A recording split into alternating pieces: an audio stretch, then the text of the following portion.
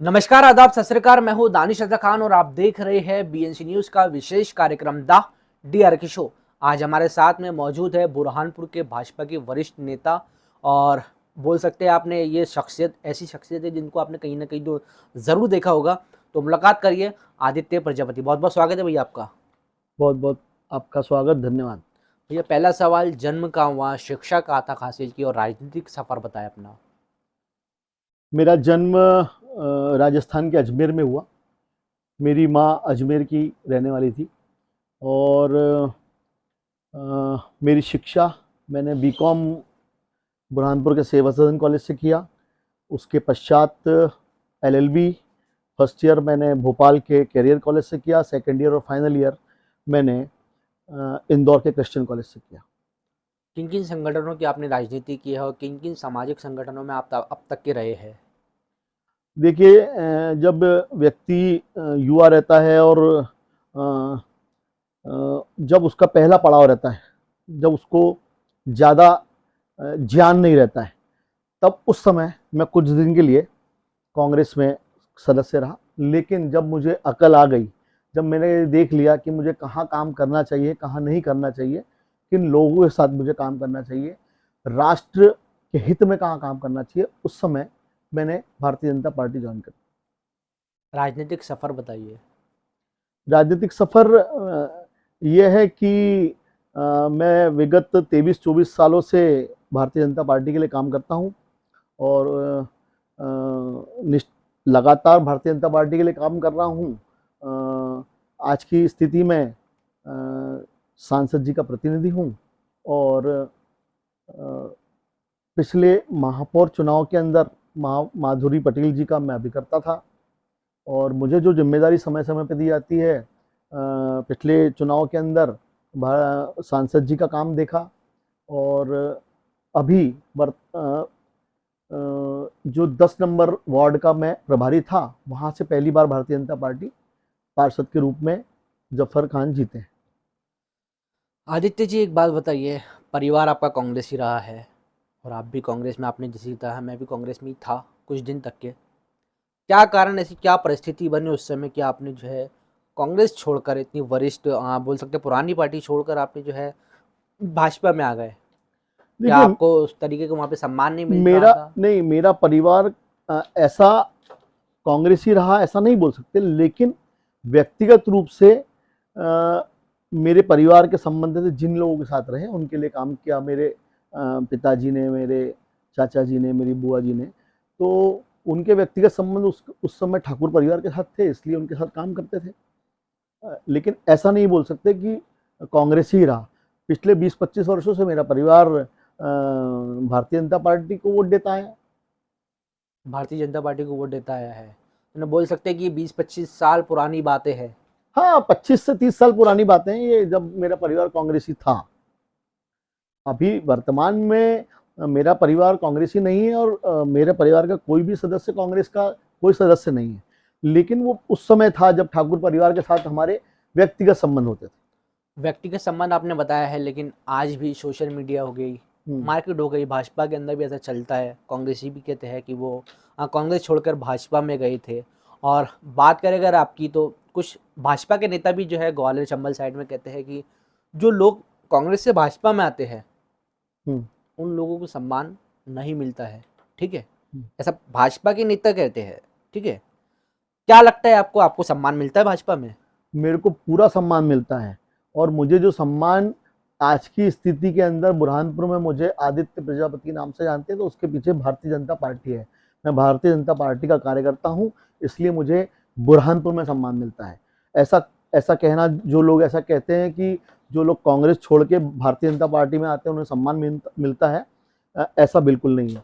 Bharatiya Janata party अपने छोटे से छोटे कार्यकर्ता और बड़े से बड़े नेता को पूरा सम्मान देती सांसद जी क्या प्रतिनिधि है, है। क्या कहेंगे सांसद जी के बारे में, किस रूप में देखते हैं उनके कार्यकाल को आप।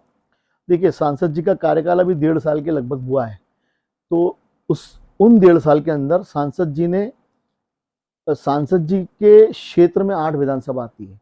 8 विधानसभाओं में सांसद जी ने जी जान लगा के काम करा है।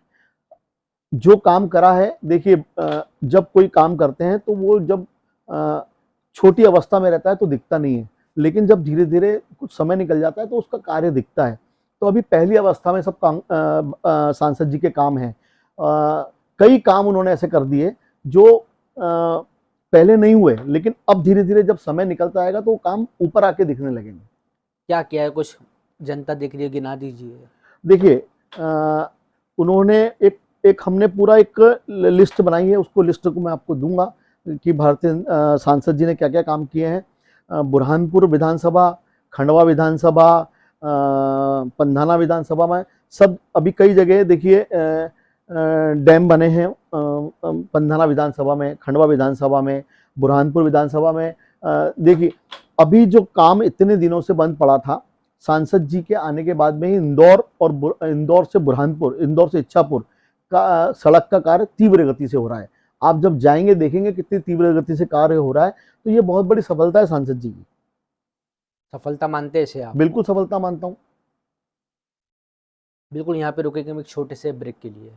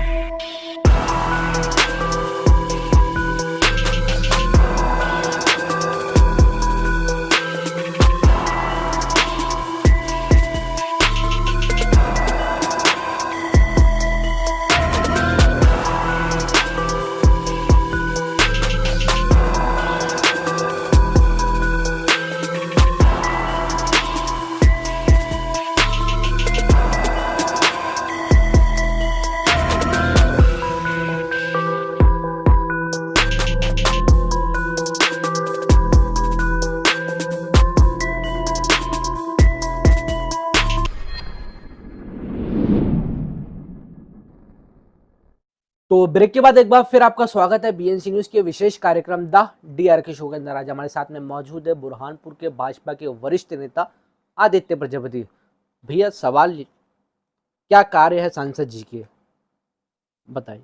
देखिए सांसद जी का अभी पिछले 1.5 साल में ही इतना बड़ा कार्य हो रहा है। नेशनल हाईवे 753 का इंदौर से इच्छापुर, ये बहुत बड़ा कार्य है जो पहले कभी इतना बड़ा रोड कभी आज तक नहीं बना और द्रुत गति से बनता हुआ आ रहा है। मैं इसके लिए माननीय गडकरी जी को भी बहुत बहुत धन्यवाद दूंगा और सांसद जी को भी धन्यवाद दूंगा। आप अगले 1.5 साल में दानिश भाई, 1.5 साल के अंदर आप 2 से 2.5 घंटे में इंदौर पहुंचेंगे बाय रोड। जो बात आप कह रहे हैं, पिछले दिनों सीएम साहब ने भी ऐसे ही कहा था, जिसको लेकर कांग्रेस ने कड़ा विरोध दर्ज कराया था। क्या कहेंगे फिर? कांग्रेस का काम है भारतीय जनता पार्टी के कार्यों के कड़ा विरोध दर्ज करा। उन्होंने तो कभी ऐसे काम करे ही नहीं है। आज इतना इतना बड़ा मार्ग बन रहा है। देखिए महू अकोला रोड का कन्वर्जन चालू हो गया है, ब्रॉडगेज का कन्वर्जन चालू हो गया है। ये इतने बड़े काम हैं कि बुरहानपुर की जनता को इसके पहले कभी ये काम हुए ही नहीं, जो सांसद जी के कार्यकाल में ये काम हो रहे हैं। तो न बोल सकते कि कांग्रेस के कार्यकाल में कुछ नहीं हुआ बुरहानपुर में? नहीं, कांग्रेस के कार्यकाल में भी हुआ, मैं ऐसा बिल्कुल मना नहीं करता, ऐसा बिल्कुल नहीं बोलता हूं कि कांग्रेस के समय में काम नहीं हुए, लेकिन कांग्रेस के समय में भ्रष्टाचार बहुत ज्यादा हुआ, काम कम हुआ। किस तरीके का भ्रष्टाचार? देखिए आपको दानिश भाई, मैं इंदौर पढ़ता था और हम जाते थे तो हमको इंदौर जाने में बुरहानपुर से यदि आप बस में बैठते थे, पुराने लोगों को मालूम होगा 10-10, 12-12 घंटे लगते थे। और इंदौर जाने में 3 बार बस पंचर होती थी। लोगों को नानी दादी आ जाती थी दिग्विजय सिंह के काल के अंदर कि वो इंदौर जाए कैसे। लोगों ने इंदौर जाना छोड़ दिया था, लोग बंबई जाके खरीदी करते थे। व्यापारियों से पूछे आप तो, जो जो बुरहानपुर के व्यापारी थे, जो सवेरे जाके रात में इंदौर से काम करके आते थे, उन्होंने इंदौर जाना छोड़ दिया था। वो यहाँ से बैठ के ट्रेन से जाते थे बंबई और वहां से खरीदी करके बुरहानपुर वापस आते थे, ना कि इंदौर जाना उनको पसंद था, क्योंकि 10-12 घंटे लगते थे, उसमें आदमी थक जाता था। अभी भी लेकिन 5 घंटे लगते हैं इंदौर जाने में। देखिए अभी 5 घंटे लग रहे हैं, वो क्यों लग रहे हैं कि काम चल रहा है, रोड का काम चल रहा है। इंदौर से तो बहुत जल्दी तेजी से निर्माण कार्य चल रहा है। 2-3 भागों के अंदर उस रोड को बांटा है, 2 में तो तेजी से काम चल रहा है और बोरगांव से इच्छापुर का कार्य 1 अक्टूबर के बाद शुरू हो जाएगा। तो बोल सकते हैं कि अब जल्द ही बुरहानपुर जनता को एक नया रोड की सौगात मिलने वाली है। हाँ, नए रोड नहीं लेकिन बड़े रोड की, नेशनल हाईवे की आपको सौगात मिलने वाली है। पहले वो स्टेट हाईवे होता था, अब वो नेशनल हाईवे होगा। और उसके बाद में सांसद जी के कार्यकाल के अंदर माननीय नितिन गडकरी ने बुरहानपुर से अंकलेश्वर रोड का एक स्वीकृत कर दिया है। बुरहानपुर से अंकलेश्वर नेशनल हाईवे बनेगा, बड़े बड़े रोड बनेंगे। बुरहानपुर चारों तरफ से कनेक्टिविटी रोड की हो जाएगी बुरहानपुर की, जिसकी वजह से बुरहानपुर का विकास होगा। बिल्कुल विकास होगा। देखिए जिस देश में सड़कें अच्छी होती है उसका विकास होता है। बुरहानपुर की सड़कें बहुत जल्दी अच्छी हो जाएगी। मैं अंदर की बात नहीं कर रहा हूं, क्योंकि अंदर अभी विकास कार्य चल रहा है, पाइपलाइन डल रही है, सब हो रहा है। मैं बाहर की बात कर रहा हूं। जो बुरहानपुर के आसपास के, जो मुंबई है, नागपुर है, अंकलेश्वर है, इंदौर है, अकोला है, ऐसे बड़े शहरों से डायरेक्ट कॉन्टेक्ट हो जाएगा बुरहानपुर का। और वो पिछले 1.5 साल के अंदर जो सांसद जी का कार्यकाल रहा है और 9 साल के अंदर जो मोदी जी का कार्यकाल रहा है उसमें होगा। चलिए, जल्द ही इन्हें बुरहानपुर की जनता को रोड तो मिल जाएगा, नेशनल हाईवे। लेकिन बात बुरहानपुर की रोड के अंदर की बात कर ले कि शहर की सिटी की, जैसे आपने बताया, आप भी भाजपा के वरिष्ठ नेता है। बुरहानपुर के रोड की जो अंदर शहर के हालात है, उससे आप वास्तव में आप जानते होंगे। जी जी, मैं आपकी बात से सहमत हूँ कि अंदर के रोड खराब है। उसका कारण है कि अभी पाइपलाइन डली है और उसका काम अभी भी चालू है। कहीं कहीं पाइपलाइन डैमेज हुई है, उसको जोड़ रहे हैं। तो जब एक बार नया काम शुरू होता है, देखिए ये बहुत बड़ा काम हुआ है, जल आवर्धन योजना का, हर घर पर नल लगे हैं। तो इसको ठीक करते करते थोड़ा समय लगेगा, लेकिन निश्चित रूप से हमारे महापौर जी अतुल पटेल जी और भारतीय जनता पार्टी की सरकार सांसद जी के माध्यम से जल्दी ही रोड भी ठीक हो जाएंगे। लेकिन आती जी, कितना टाइम लगभग महापौर अनिल भोसले जी थे उस समय, उसके बाद में कई बार कितने दिन तक, कितने साल तक के बोल सकते हैं हम कि कोरोना से लेकर तो आज जी। परिषद ढप रही है। देखिए कोरोना काल के अंदर बहुत सारे काम नहीं हो पाए, कोरोना इसका बहुत बड़ा। और कांग्रेस इसको लेकर हमेशा विरोध करते रहती है। नहीं, कांग्रेस का काम है विरोध करना, वो उनको करना भी चाहिए, वो उनका काम करें। लेकिन कोरोना काल के अंदर बहुत सारे काम नहीं हो पाए। मैं तो इस बात के लिए प्रधानमंत्री जी को धन्यवाद देता हूं कि कोरोना काल के समय जब पूरी दुनिया हिल गई, उस समय भारत खड़ा रहा। हर व्यक्ति को मुफ्त में वैक्सीन लगी है। ये कोई छोटी मोटी बात थोड़ी है। इतने 140 करोड़ का हमारा देश है, हर व्यक्ति को वैक्सीन लगी है, उसके कोई पैसे सरकार ने नहीं लिए। नहीं तो दूसरी सरकारों ने, दूसरे देश के सरकारों ने हजारों रुपए लिए हैं। लेकिन मोदी जी को मैं बहुत बहुत धन्यवाद दूंगा कि किसी से कोई पैसा नहीं लिया गया और इतनी बड़ी गंभीर बीमारी के अंदर, इतनी बड़ी बीमारी में भारत आज भी अडिग खड़ा हुआ है। सांसद जी के प्रतिनिधि है आप, सोशल मीडिया पे चल रहा है और कुछ सांसद के समर्थक कह भी रहे हैं, लिख रहे हैं, जल्द ही मोदी के मंत्रिमंडल के अंदर जो है ज्ञानेश्वर पाटिल जी का नाम होगा। क्या कहेंगे आप? देखिए आपके मुंह में घी शक्कर ऐसा हो जाए तो मैं तो आपको सबसे पहले मिठाई में आपको खिलाऊंगा। यदि बुरहानपुर को हमारे सांसद जी यदि मंत्रिमंडल में जाते हैं तो ये तो बुरहानपुर और पूरे संसदीय क्षेत्र के लिए, विशेषकर बुरहानपुर के लिए गर्व की बात होगी कि पहली बार कोई सांसद देश के मंत्रिमंडल में काम करेगा।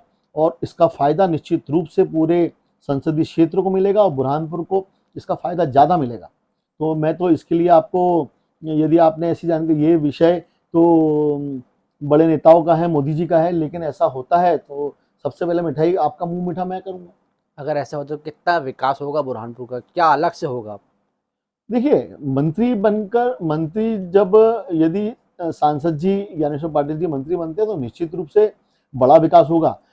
अब उसके लिए जब सरकार में वो रहेंगे, मंत्री वो बनेंगे तो नए प्रोजेक्ट्स आएंगे, बड़े बड़े लोगों से बात करेंगे यहाँ फैक्ट्रीज लगाने के लिए, बड़े मेडिकल कॉलेज यहाँ पे एक संभावना है, ऐसे सब काम करेंगे। तो बुरहानपुर में निश्चित रूप से यदि वो मंत्री बनते हैं तो बड़ा काम होगा।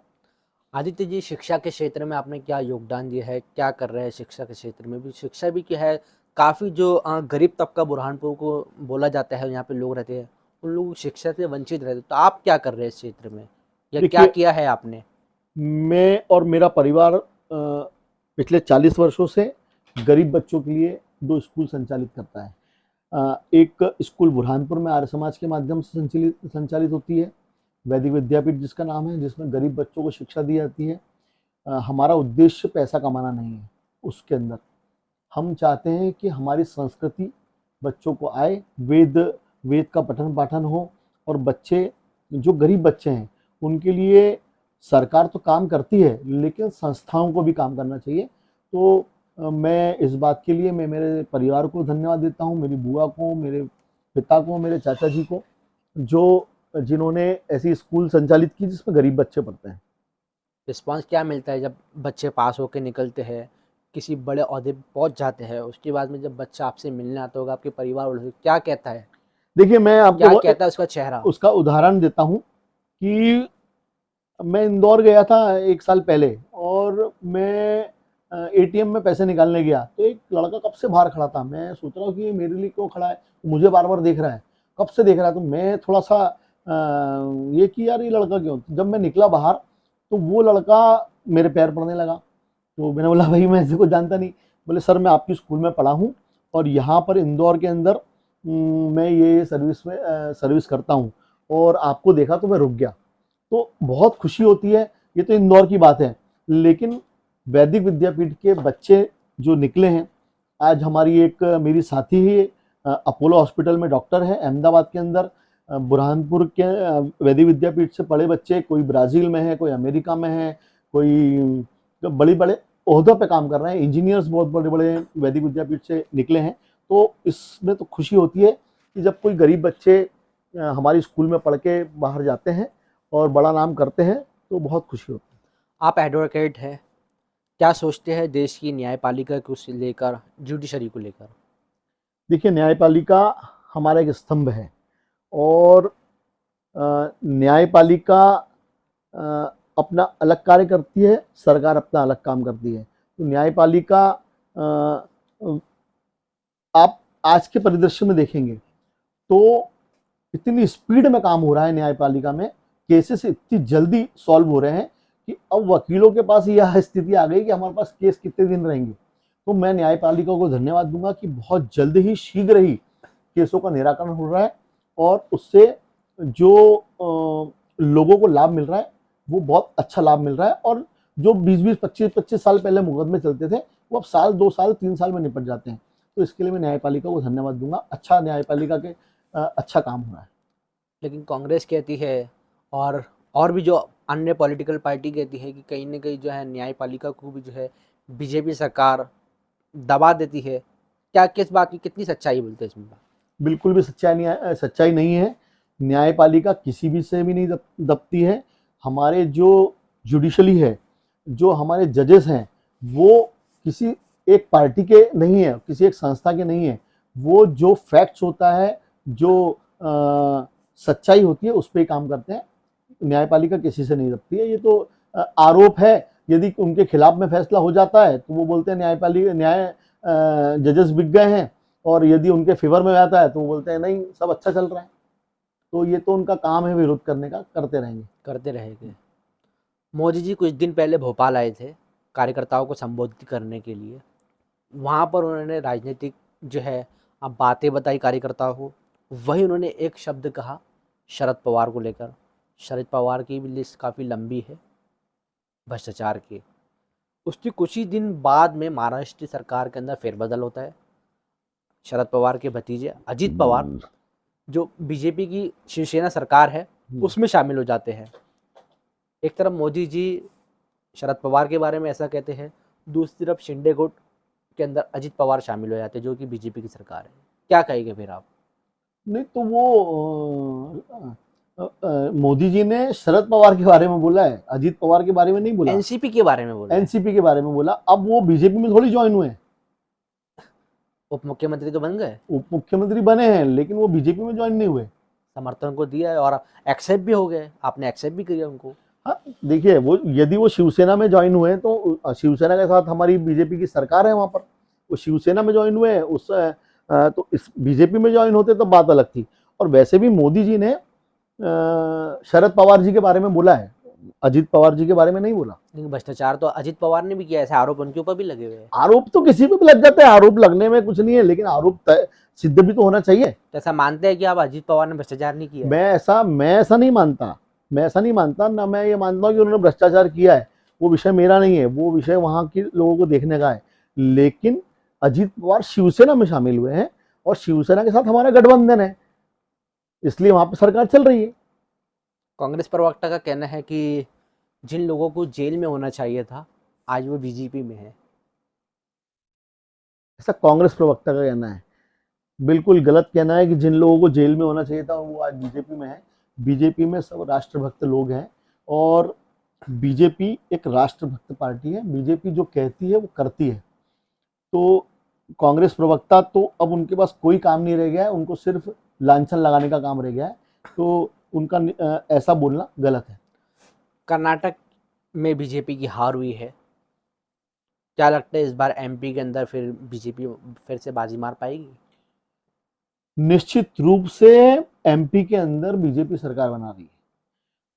कर्नाटक की परिस्थिति अलग थी, वहाँ जातिगत समीकरण के आधार पर बहुत ज़्यादा स्थिति रहती है, लेकिन एमपी में ये स्थिति नहीं है। एमपी में इतनी स्थिति जातिगत नहीं रहती। एमपी में विगत 19 वर्षों से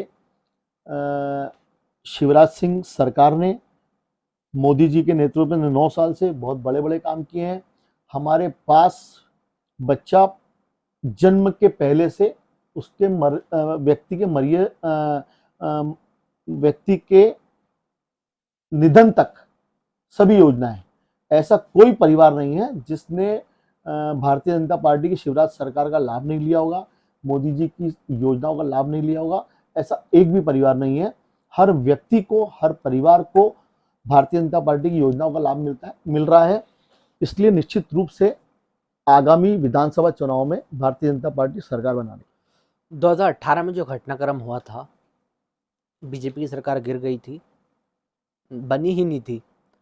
बाद में फिर कुछ विधायक बीजेपी में आ जाते हैं कांग्रेस के और भाजपा अपनी सरकार बना लेती है। एक तरफ कमलनाथ कहते हैं, दूसरी जगह पूरी कांग्रेस ये कहती है कि ये बनाई हुई सरकार है, जनता ने नहीं चुनी बल्कि बीजेपी ने खुद विधायकों को खरीदा। कितनी बात को आप सच्चाई मानते हो और इस ऐसे एडवोकेट आप इसको भी क्या बताएंगे?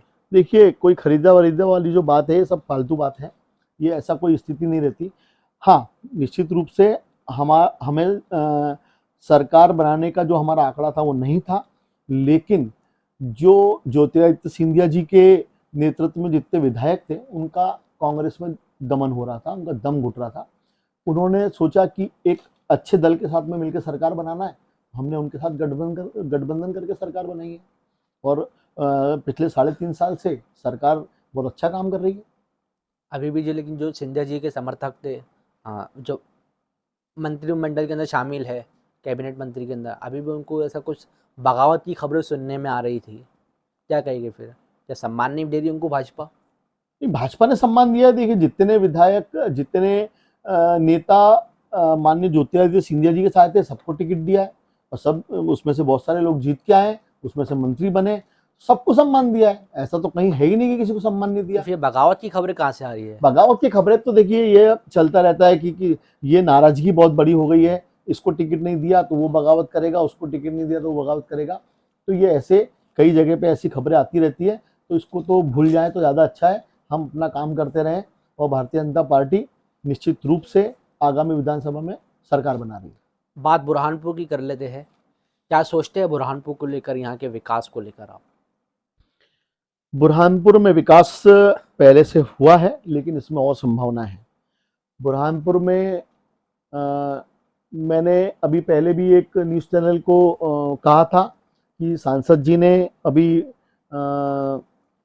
शिवराज सिंह की सरकार को एक प्रपोजल दिया है ताप्ती नदी पर कॉरिडोर बनाने का।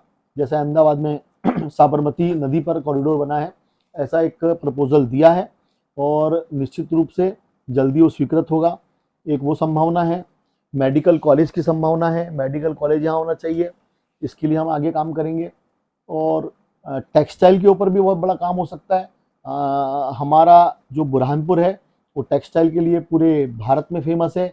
इस पर भी हम उद्योगपतियों के साथ बैठेंगे कि इसमें और क्या हम प्रोग्रेस कर सकते हैं। केला फसल को लेके बड़ा काम हो सकता है। केले की फसल हमारी पूरे भारत में यहाँ का केला फेमस है, इस पर भी काम हो सकता है। तो अभी आगामी विधानसभा के बाद इस पर बैठ के बड़े नेताओं से बात करेंगे और सरकार से बात करेंगे कि इसमें क्या क्या संभावनाएं और हो सकती है।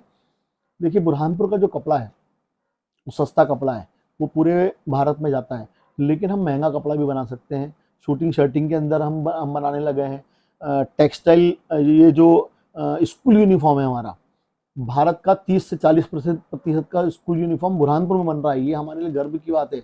इसके लिए मैं बुरहानपुर के उद्योगपतियों को धन्यवाद दूंगा कि उन्होंने अपनी बहुत मेहनत करके बुरहानपुर का नाम भारत में झंडा गाड़ दिया है। बिल्कुल आदित्य जी, यहाँ पे हमारे सवाल आपसे जारी रहेंगे, लेकिन यहाँ रुकेंगे एक छोटे से ब्रेक के लिए। जब तक कि आप लोग भी देखते रहिए बीएनसी न्यूज़।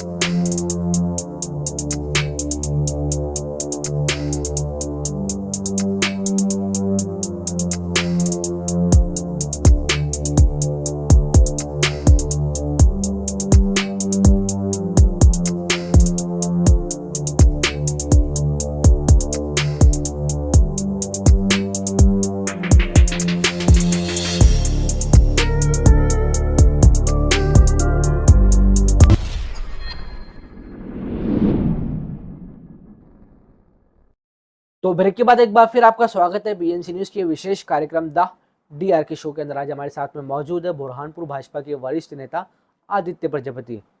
भैया ये बताइए, पार्टी के सभी कार्यक्रमों के अंदर आप सक्रिय है, सोशल मीडिया पे भी आप एक्टिव है, क्या चुनाव लड़ने का इरादा है? भारतीय जनता पार्टी मौका देगी तो बिल्कुल चुनाव लड़ूंगा। भारतीय जनता पार्टी जो काम देगी वो काम करूंगा। क्या क्या करेंगे? भारतीय जनता पार्टी जो बोलेगी, भारतीय जनता पार्टी बोलेगी कि झाड़ू लगाना, झाड़ू लगाएंगे। भारतीय जनता पार्टी बोलेगी चुनाव लड़ो तो चुनाव लड़ेंगे, उसमें क्या है। अच्छा ये बताइए, पार्टी आपको टिकट क्यों दे? पार्टी तो खुद सोचेगी कि किसको टिकट देना है। पार्टी, लेकिन कुछ तो बायोडाटा लेगी आपसे पार्टी। क्या बताएगा पार्टी को अपनी जो है, जब आपने जब दावेदारी करी दी है तो क्या बताएंगे फिर? भाई मैं भारतीय जनता पार्टी का एक कार्यकर्ता हूँ और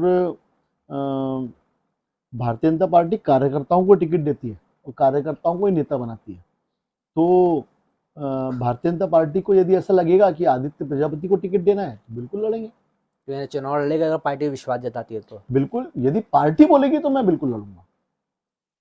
दावेदारी जरूर करी है मैंने। दावेदारी करना स्वाभाविक भी है। व्यक्ति जब राजनीति करता है तो वो सोचता है कि कभी ना कभी चुनाव लड़े, तो दावेदारी करी है। भारतीय जनता पार्टी मौका देगी तो बिल्कुल चुनाव लड़ूंगा। आदित्य जी, अगर पार्टी ने आप पे विश्वास जता लिया, टिकट भी दे दिया और मान लो आप विधायक भी बन गए, तो क्या काम करेंगे जो अब तक के न भाजपा ने कर पाए न कांग्रेस ने किए बुरहानपुर के लिए? देखिए, मेरी नज़र में सबसे पहले एक मेडिकल कॉलेज बुरहानपुर में होना चाहिए। इसके लिए सरकार से बात करके मेडिकल कॉलेज एक यहाँ पर होना चाहिए। उसके लिए बात करूँगा। और दूसरा, बड़े उद्योगपतियों से। बुरहानपुर में कोई बहुत बड़ा उद्योग नहीं है। उद्योग तो हैं, और अभी कुछ ग्रुप्स ने बड़े-बड़े उद्योग लगा लिए जहाँ 5-5 हज़ार आदमी काम कर रहे हैं। लेकिन कोई बड़े बहुत ही बड़ी इंडस्ट्री यहाँ पे लाना है, तो बड़े उद्योगपतियों से बात करेंगे। उनको सरकार के माध्यम से संभव होगा तो सस्ती ज़मीन दिलाकर, पावर दिलाकर उनको कहेंगे कि बुरहानपुर में उद्योग लगाएँ, और जिससे बुरहानपुर के लोगों को रोज़गार यहीं पे मिले। दूसरा, यहाँ संभावना फलोद्यान की बहुत है। फलोद्यान के लिए कृषकों को प्रोत्साहित करेंगे कि फलोद्यान लगाएं, क्योंकि बहुत मात्रा के अंदर बुरहानपुर से मजदूर पलायन कर जाते हैं नासिक, नागपुर, आसपास दूसरी जगह पे। तो बुरहानपुर के पास मजदूर नहीं रहते, तो यदि फलोद्यान यहाँ लगेंगे तो यहीं पर लेबर रहेंगे, लोगों को बाहर जाना नहीं पड़ेगा। केला फसल केला फसल पे भी बहुत बड़ा काम हो सकता है।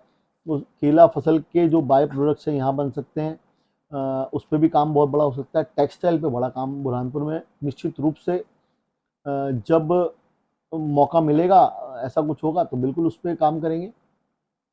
आप युवा है, युवा नेता है आप। भाजपा भी इस बार युवाओं पे ज़्यादा फोकस कर रही है। वही कांग्रेस भी जो है अपनी जो इकाई पार्टियां है, NSUI, युवा कांग्रेस, सबको सक्रिय कर दिया है।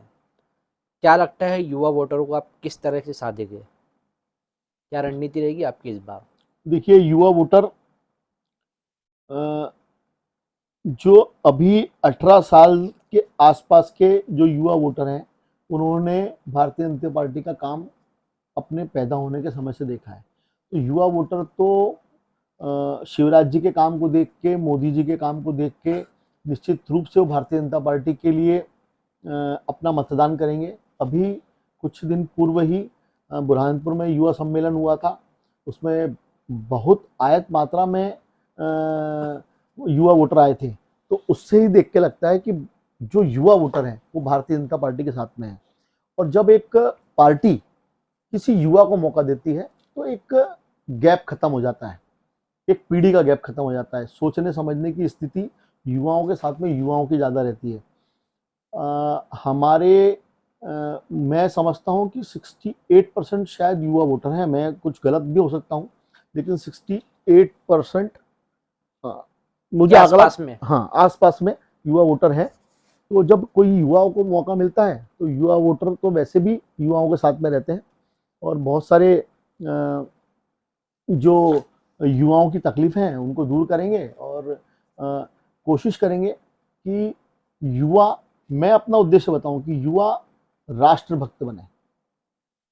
राष्ट्रभक्ति, देखिए, एक समय था मोदी जी के पूर्व जब राष्ट्रभक्ति युवाओं में नहीं थी, लेकिन कुछ सालों से, जब से मोदी जी सत्ता में आए हैं, मोदी जी तब से युवाओं में राष्ट्रभक्ति की भावना बढ़ी है। तो राष्ट्रभक्ति के प्रति युवाओं को आकर्षित करेंगे, ऐसे काम करेंगे कि जो युवा है वो राष्ट्रभक्त बने, तो अपने आप ही युवा भारतीय जनता पार्टी को वोट देगा। तो आपको नहीं लगता कि जो राहुल गांधी की भारत जोड़ो यात्रा थी, उसका असर कहीं ना कहीं MP में देखने को मिलेगा? कोई असर नहीं दिखेगा। यहाँ पर जब भारत जोड़ो यात्रा यहाँ से निकली तो उसमें कितने लोग थे, तो हमको दिख रहा था, यहीं से निकली थी इस रोड के बाहर से, तो उसमें कितने लोग थे। उसका कोई असर MP में नहीं होगा, नहीं होगा, बिल्कुल भी नहीं होगा। क्यों नहीं पड़ेगा? नहीं, उनके वो तो मोहब्बत की दुकान लेके चल रहे हैं। हाँ? उनका ऐसा विजन है, मैं मोहब्बत की दुकान, नफरतों के बाजार में मैंने मोहब्बत की दुकान खोला हूँ। देखिए, मोहब्बतों की दुकान नहीं होती कभी, मोहब्बत दिल में रहती है, दुकान में मोहब्बत कभी नहीं मिलती। जिस दुकान पे यदि मोहब्बत बिकने लग जाए वो व्यापार होता है। तो मोहब्बत की दुकान नहीं होती, मोहब्बत दिल में रहती है। और मोहब्बत दिल से निकलकर जब व्यक्ति राष्ट्र से मोहब्बत करता है तो वो जाके भारतीय जनता पार्टी के कमल के निशान पे अंगूठा दबाता है। बहुत बहुत शुक्रिया हमको समय देने के लिए। धन्यवाद। तो ये आदित्य प्रजापति जी से जिनसे हमने बात की है, क्या कुछ इनका कहना पड़ा है हमने आपको बताया है। तो इसी तरह की तमाम बड़ी खबरों के लिए बने रहे BNC के साथ। अगले हफ्ते फिर होगी किसी नई शख्सियत के साथ मुलाकात। जब तक कि आप लोग भी देखते रहिए BNC न्यूज़। नमस्कार।